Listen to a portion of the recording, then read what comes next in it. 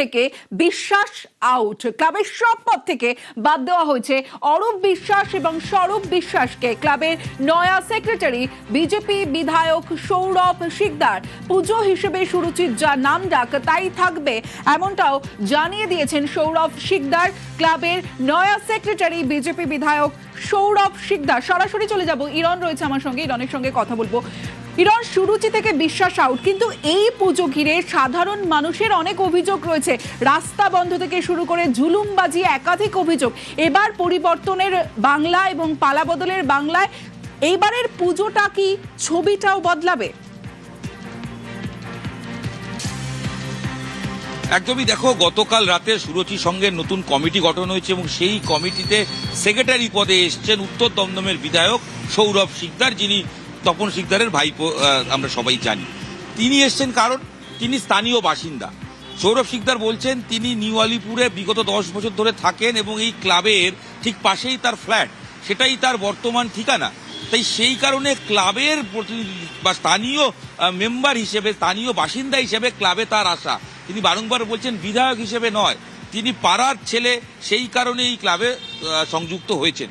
পাশাপাশি শুধু একজন বিধায়ক রয়েছেন, এছাড়াও কিন্তু সমাজের বিভিন্ন স্তরের মানুষ যারা ওই অঞ্চলে থাকেন তাদেরকে নেওয়া হয়েছে। কোথাও আইনজীবী রয়েছেন, সমাজে বিশিষ্ট যারা ব্যক্তি, ডাক্তার, আদার্স লোকজন রয়েছেন। এটাও জানিয়ে রাখবো, পুজো সুরুচির যে কমিটি, গতবারের কমিটি বা অতীতের কমিটি থেকে কয়েকজনকে নেওয়া হয়েছে। এবার তোমার প্রশ্নের একদম স্পেসিফিক উত্তর দিই, যেখানে নতুন কমিটি স্পষ্ট করে দিয়েছে সুরুচি সংঘের যে পুজোর আড়ম্বর, সুরুচি সংঘের পুরোর যে আভিজাত্য সেটা বজায় থাকবে, তবে কোনোভাবেই সেটা মানুষকে চাপে ফেলে, মানুষকে বাদ দিয়ে কিংবা মানুষকে ওপর প্রেশার ক্রিয়েট করে নয়। নাম্বার 1 কি হবে, যে জমিতে পুজো হতো সেখানেই পুজো হবে। অর্থাৎ যে এলআইসির জমি, যেটা অরূপ বিশ্বাসরা দখল করে নিয়েছিলেন, বিশ্বাস ব্রাদার্সরা দখল করে নিয়েছেন, সেই জমিতেই অ্যাপিল করা হচ্ছে এলআইসিকে যে 2 মাসের জন্য যদি জমিটা দেওয়া হয় এবং সেই জায়গাতেই পুজো হবে প্রপার ভাড়া নিয়ে। নাম্বার 1। নাম্বার 2, কোনো ভিআইপি কালচার থাকবে না, আলাদা স্পেশাল বিষয় কোনো কালচার থাকবে না। নাম্বার 3, যেটা খুব ইম্পর্টেন্ট, যারা পুজো তৈরি করতেন, কারণ তারা শ্রমিক, যারা মৃত্তিকা শিল্পী, যারা প্যান্ডেল তৈরি করতেন, তাদেরকেই তো বরাদ দেওয়া হচ্ছে এই বছর। তবে পুরোটাই হবে একটা আবহে, যেখানে পুজোটাকেই প্রায়োরিটি দেওয়া হবে, সেখানে কিন্তু লোক দেখানো ব্যাপার কিছু থাকবে না। ইতিমধ্যেই ভাবনা চিন্তা চলছে এবং প্রাথমিক পর্যায়ে কথাও হয়েছে যে মুখ্যমন্ত্রী শুভেন্দু অধিকারী তাকে দিয়ে পুজোর উদ্বোধন করানো, এবং অবশ্যই সেটা মহালয়ার পরে, কোনোভাবেই পিতৃপক্ষের সময় উদ্বোধন নয়। সুরুচি সংঘের দায়িত্ব নেওয়ার পর সৌরভ শিকদার পরিষ্কার করে বলছেন যে ভরসাটাকে ইন করতে হবে। সুরুচি সংঘ একটা ক্লাব যেখানে বিশ্বাস ব্রাদার্সরা তারা নিজেদের মনোপলি চালাতেন, সেখানে একাধিক সিভি পাওয়া গেছে, যে সিভিতে বিভিন্ন নায়ক নায়িকাদের সিভি, তাই সেটা বাদ দিয়ে একটা পাড়ার ক্লাব হিসেবে সুরুচি উঠে আসতে চাইছে এবং সেখানে পুজো যাতে পাড়ার মানুষের পুজো হয় সেভাবেই আগামী দিনে চলতে চাইছে ক্লাবের নতুন সচিব সৌরভ শিকদার। বেশ,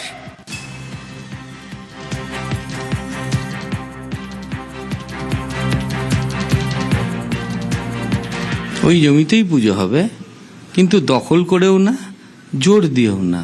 ওই জমি আমরা পুজোর 2-3 মাস আগের থেকে ভাড়ায় নিয়ে নেব এবং পুজো শেষ হলে আবার জমি ওদের ফিরিয়ে দেবো। পুজো কবে? হ্যাঁ, রথের দিন সকালে, এই এসে গেল 16 তারিখ সকালে আমরা খুঁটি পুজো করব। পুরনো টিমটাও ছিলেন, তাদের মধ্যে অনেকে কমিটিতে রয়েছেন, হ্যাঁ, তারাও থাকবেন। তারা এতদিন ধরে পুজো করে এসছেন, যেহেতু সময় কম, কে ডেকোরেটরস প্যান্ডেল করে, কে ঠাকুর করে, তারাই করবেন, কিচ্ছু চেঞ্জ হবে না। সুরুচির পুজো মানুষ যে আগ্রহ নিয়ে দেখতে যেত, কেউ নিরাশ হবেন না, এটুকু বলতে পারি।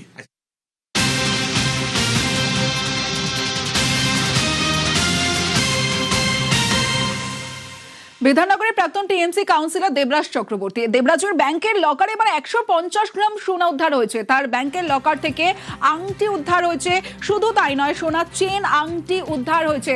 হিসাব বহির্ভূত সম্পত্তি মামলায় পুলিশ হেফাজত। অনুপ রয়েছে আমার সঙ্গে, অনুপের সঙ্গে কথা বলবো। অনুপ, ইতিমধ্যেই তো সিট একাধিক ব্যাংকে নোটিশ দিয়েছে, কি আপডেট? দেখো, আয় বহির্ভূত মামলায় ইতিমধ্যে দেবদাস চক্রবর্তী তাকে কিন্তু হেফাজতে নিয়েছিলেন সিটের পক্ষ থেকে। পরবর্তী ক্ষেত্রে জিজ্ঞাসাবাদ করে তাকে বেশ কিছু তথ্য পায়, যেমন তথ্য হিসেবে দেখলে দেখা যাবে বেশ কিছু অ্যাকাউন্ট হয়ে তথ্য পায়। বিভিন্ন অ্যাকাউন্টে তার বিভিন্ন ব্রাঞ্চে তার অ্যাকাউন্ট, রাষ্ট্রায়ত্ত ব্যাংকে অ্যাকাউন্ট ছিল। এর পরবর্তী ক্ষেত্রে সিটের পক্ষ থেকে সেই সমস্ত ব্যাংক কর্তৃপক্ষকে চিঠি করা হয়েছিল। তার কত পরিমাণ এখনো সম্পত্তি রয়েছে এবং কিভাবে কেনা হয়েছিল সমস্ত জানতে চেয়ে। তারই মধ্যে দেখা যায় দুটি অ্যাকাউন্ট যেমন খোঁজ পাওয়া যায়, তার মধ্যে একটি নাগের বাজার, সেখানে দেখা যাচ্ছে যে বিপুল পরিমাণ অর্থাৎ সোনা রয়েছে এবং 150 গ্রাম এখনো পর্যন্ত সোনা পাওয়া গিয়ে, যার মধ্যে সোনার চেন এবং আংটি মিলিয়ে 150 গ্রাম কিন্তু সেই লকারে সোনা ছিল। ইতিমধ্যে সিটের পক্ষ থেকে সেটি বাজেয়াপ্ত করা হচ্ছে। এখন গোটা যে দেবদাস জিজ্ঞাসাবাদ প্রক্রিয়া, সেখানে দেখা যাচ্ছে তার এই একটি মাত্র অ্যাকাউন্ট নয়, একাধিক বাগুইআটি এলাকায়, নাগেরবাজার এলাকায়, চিনারপাড় এলাকায় তার অ্যাকাউন্ট রয়েছে। প্রত্যেকটি অ্যাকাউন্টে সিটের পক্ষ থেকে চিঠি করা হয়েছে এবং তার বর্তমান সম্পত্তির পরিমাণ কত এবং সেখানে এখনো পর্যন্ত কিভাবে টাকা রাখা হয়েছে, লকার কতগুলো রয়েছে, এই সমস্ত জানতে চেয়ে। তার মধ্যে নাগেরবাজারের একটি রাষ্ট্রায়ত্ত ব্যাংকের লকার থেকে 150 গ্রামের কিন্তু সোনা উদ্ধার করা হয়, যার মধ্যে সোনার চেন এবং আংটি রয়েছে বলে এমনটাই সূত্রপাত খবর। বেশ।